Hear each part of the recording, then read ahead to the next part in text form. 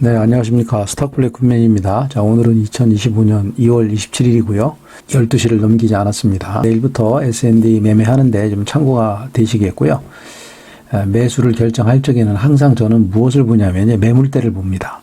그러니까 매물대를 충분히 소화를 했느냐, 즉 앞에 있는 악성 매물을 충분히 받아내서 더 이상 악성으로 나올 매물이 없느냐 하는 것들을 보는 거죠. 상승의 포지션을 잡을 때 아주 쉽게 상승을 합니다. 자, 근데 이 이야기는 반대로 세력의 입장에서 생각을 해보면, 즉 주식을 핸들링하는 입장에서 생각해보면, 악성 매물이라는 얘기는 그들이 원치 않는 부분에 개인이 매물을 갖고 있다는 거죠. 주식을 갖고 있다는 거죠. 그것을 가능한 충분히 받아내야지만이 그 지역을 쉽게 통과해서 상승할 수가 있는 거죠. 그러면 그렇다면 개인의 매물을 충분히 받았느냐 안 받았느냐 하는 것들을 무엇으로 판단할 것이냐 하는 문제죠. 자, 그 문제를 오늘 자세하게 설명을 드리겠습니다. 매매하시는데 전략을 세우시고 매수 타점을 잡는데도 상당히 큰 도움이 되리라 생각을 합니다. 자, 그럼 지금부터 본격적으로 시작하겠습니다. S&D의 일봉입니다. 일봉 차트고요. 저점에서 있던 주가가 지금 이렇게 상승을 했고요. 이날 12월 19일 날 상한가까지 찍었다가 주가가 좀 빠진 겁니다. 근데 이제 상한가를 만들지 왜 상한가를 만들지 않고 뺐느냐 하는 것들도 사실은 전부 세력의 의도입니다. 핸들러의 의도죠. 의도적으로 이렇게 내린 겁니다. 자, 그래서 주가가 이렇게 내렸습니다. 내리는 동안을 보면 이렇게 상한가까지 만들어 놓고 여기서 팔아야 얼마나 팔았겠습니까? 그죠? 파란 물량도 별로 없고요. 또 이 캔들의 모양들을 보면 고점에서 여기서 봤을 때 높은 고점에서 캔들들이 작아요. 그러니까 매도를 했지 않았다는 얘기입니다. 매도를 하지 않고 이제 주가가 쭉 빠졌어요. 자, 빠졌다가 다시 올라갔는데요. 그 집중적으로 봐야 되는 부분이 바로 이제 이 부분입니다.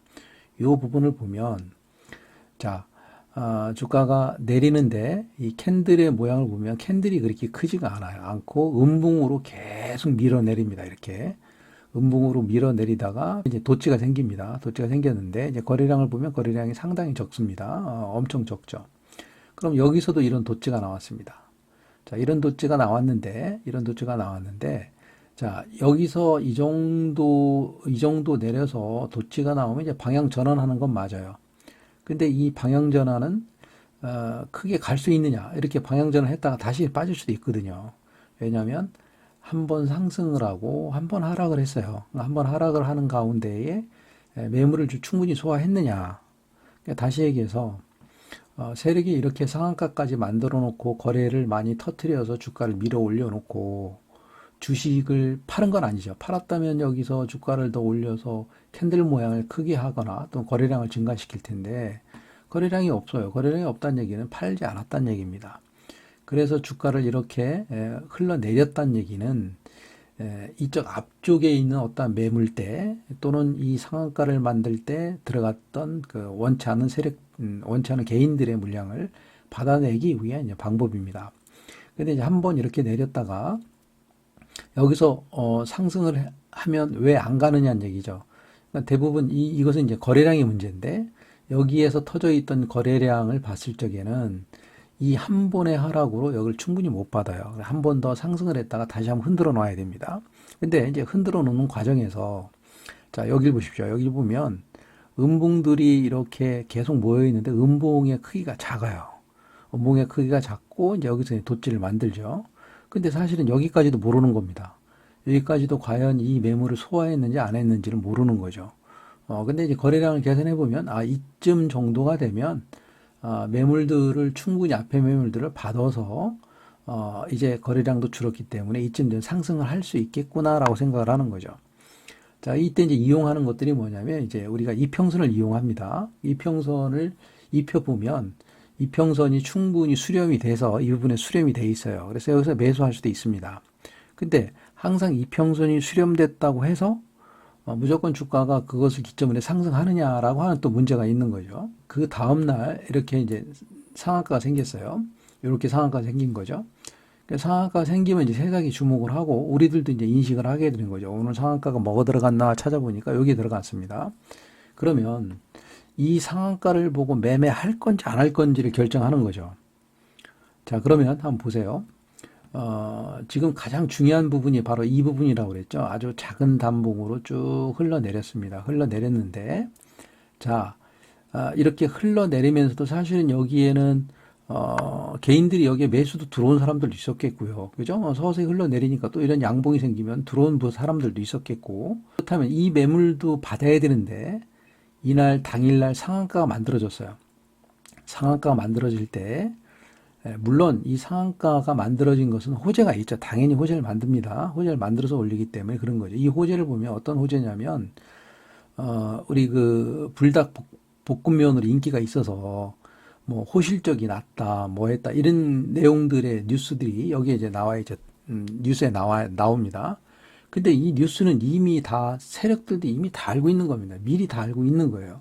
근데 왜 굳이 이때 뉴스를 띄우냐는 거죠. 여기서 띄울 수도 있잖아요. 여기서 띄우면 여기서 상한가를 만들어도 되는데 굳이 왜 이렇게 여기까지 간 다음에 이 자리에서 뉴스를 띄우고 상한가를 만드냐는 거죠.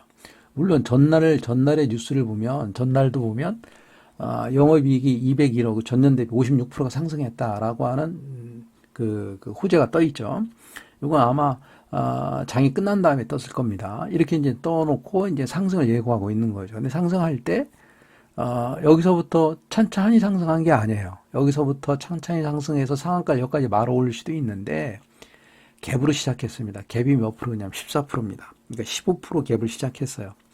자, 15% 갭을 시작할 때 따라갈 수 있는 개인이 강심장이 있습니까? 따라갈 수 있는 강심장을 갖고 있는 개인은 얼마 안 될 겁니다. 못 따라갑니다. 솔직히 저도 못 따라가요. 아무리 좋은 호재지만 갭 상승을 15% 시작을 했으면 밀어낼 수도 있거든요. 이렇게 밀어낼 수도 있는 거죠. 그래서 이날은 이제 매매를 못 하는 겁니다. 매매를 못 하고 봤더니 물론 매매할 때 이 고점을 벗길 때 이런 호재를 보고 따라와서 붙을 수도 있겠죠. 그죠? 근데 따라 붙을 수 있는 시간적인 여유를 안 줘요. 세력들은 분명히 안 줍니다. 이 분봉을 보시면 압니다. 여기서 못 따라 붙게 만들어요. 자, 일단 여기에 개인들이 못 따라 붙게끔 분봉을 만들었다. 그죠? 누군가 개입되는 제3자, 그러니까 매수 대기자들의 개입을 막은 거죠. 방해했다라고 하는 근거가 여기 한 가지가 있고요. 그 다음에 갭 상승한 위치를 보면, 위치를 제가 그려보겠습니다. 위치가 바로 여기죠. 여기쯤 대충 그려보겠습니다. 요겁니다. 여기에 갭 상승이 시작했는데, 이 갭 상승 위치를 보면 어떻습니까? 여기 보면, 이 고점 부분에서 갭 상승을 해서 시작을 합니다. 그리고 여기에 자그마한 봉들의 그 고점들, 윗꼬리가 달렸던 고점들의 위에서 시가가 시작을 하죠. 자, 시가를 시작했는데, 아까도 얘기했지만, 여기에 매물이 있다면 주가 내렸다가 가야 돼요. 근데 잠깐 내렸다가 상한가로 직행을 하고, 여기를 돌파할 때 따라 들어갈 수 없게끔 분봉을 만들어 놨어요. 못 따라갑니다. 급해서 못 따라가요. 그래서 상한가를 만들었어요. 이쯤 올라가면 또 못 들어가는 거죠. 너무 높잖아요. 높으니까 못 들어가는 겁니다. 근데 이렇게 상한가를 만들어 놨어요.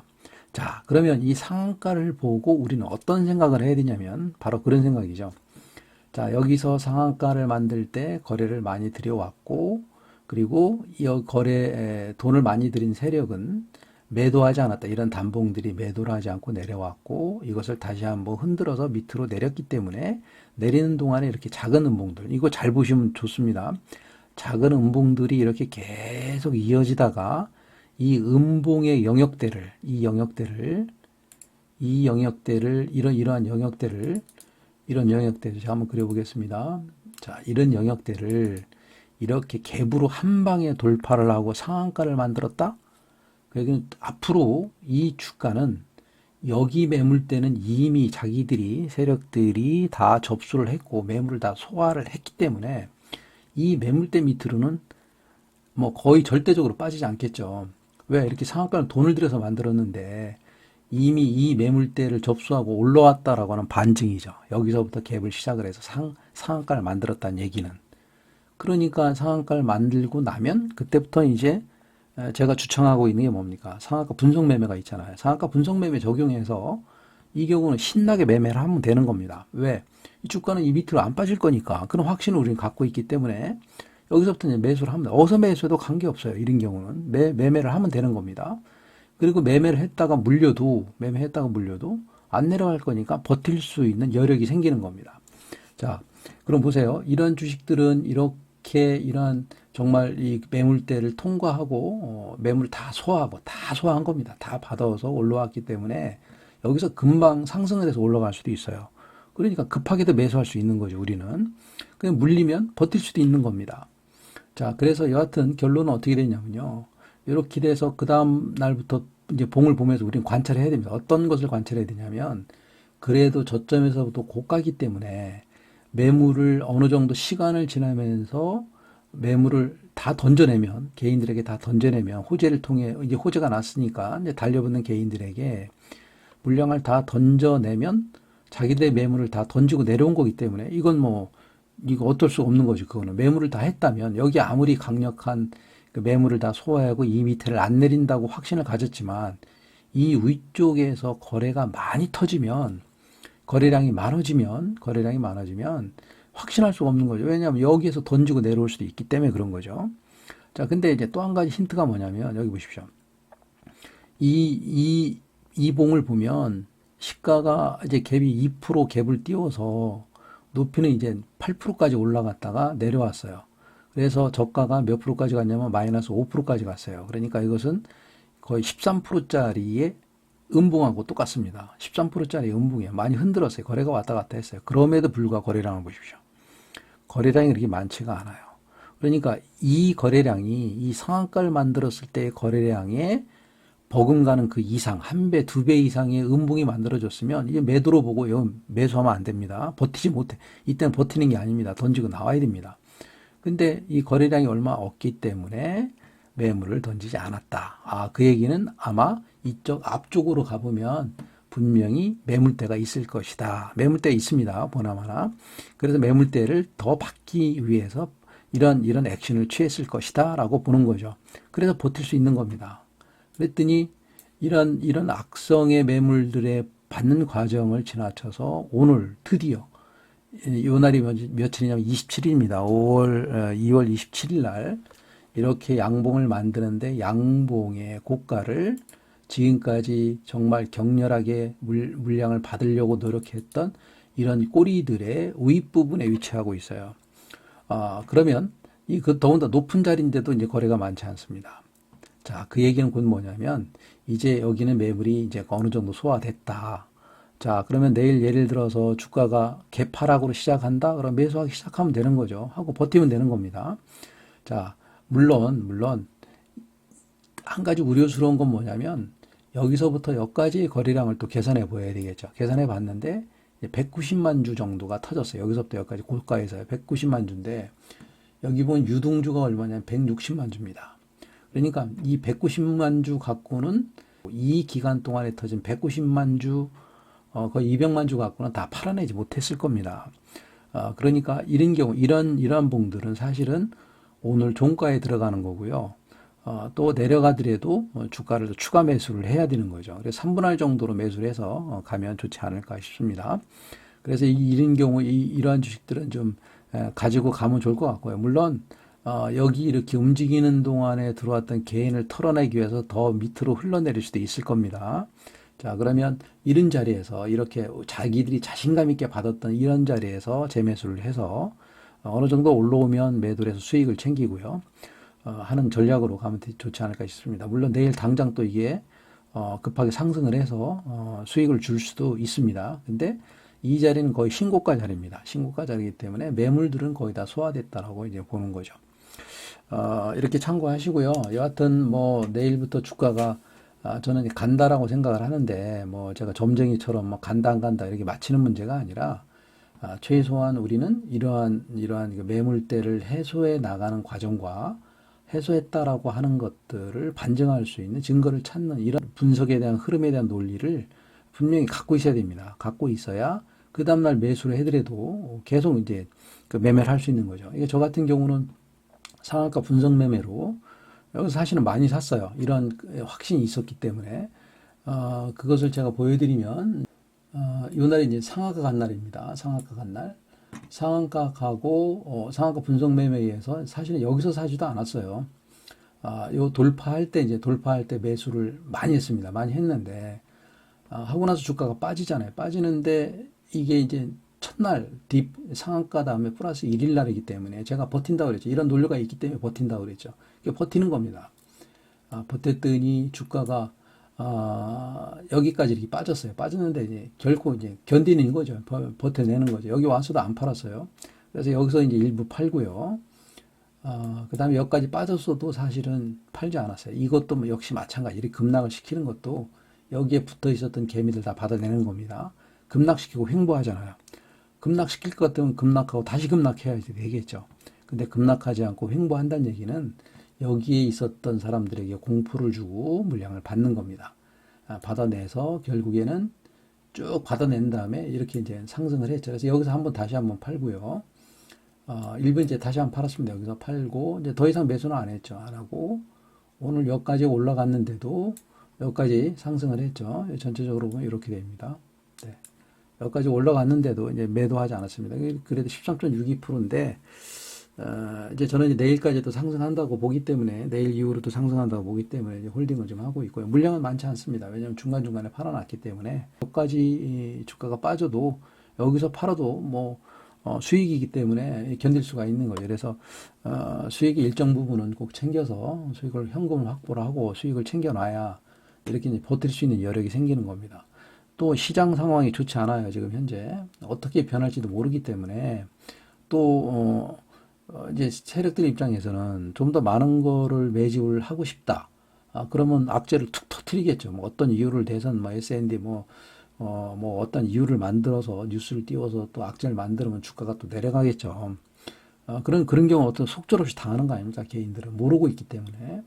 이런 것을 대비하기 위해서는 항상 수익을 좀 주면 무조건 일정 부분은 이제 챙겨놓고, 그 다음에 대응을 하는 게 좋다라고 생각을 합니다. 그래서 여기까지 올라갔는데 매도하지 않았습니다. 앞으로도 좀 더 상승하지 않을까 싶습니다. 그래서, 이러한 점들을 감안해서 매매 참고하시면 좀 도움이 되지 않을까 싶습니다. 제가 좀 중요한 것들만 좀 발췌해서 뭐 자주는 아니겠지만 좀 드릴 수 있도록 하겠습니다. 자, 공이 되셨으면 좋아요, 구독 좀 이렇게 눌러주시면 제가 영상을 제작하는 데 큰 도움이 되겠습니다. 감사합니다. 수고 많으셨습니다.